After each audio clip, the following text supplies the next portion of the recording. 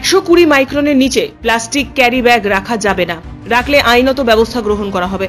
এই বার্তা নিয়ে বুধবার উত্তর দিনাজপুর জেলার পৌরসভার পক্ষ থেকে শহরের চৌরঙ্গি মোড়, বাজার চত্বর সহ বিভিন্ন এলাকায় অভিযান চালানো হয়।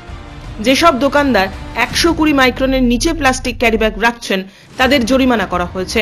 পাশাপাশি যেসব ক্রেতারা ক্যারি ব্যাগ ব্যবহার করছেন তাদেরও জরিমানা করা হয়। ইসলামপুরের ডেপুটি ম্যাজিস্ট্রেট অমল কান্তি তলাপাত্র জানান, 120 মাইক্রনের নিচে যেসব দোকানদার ক্যারি ব্যাগ ব্যবহার করছেন তাদের জরিমানা করা হচ্ছে।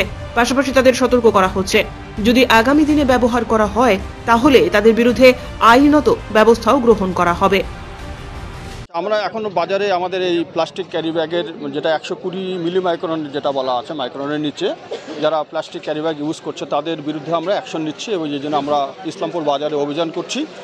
তা আমরা বেশ কিছু দোকানে গেছিলাম, এখন পর্যন্ত কিছু আমরা সেখান থেকে ফাইন করা হয়েছে, কিছু ফাইন সংগ্রহ করা হয়েছে, এখনও গোনা হয়নি ফাইনটা কত আছে, এবং কিছু লোকে আমরা আইনি নোটিশও পাঠাবো কিছু লোকের বিরুদ্ধে, এবং আমাদের এই অভিযানটা চলছে।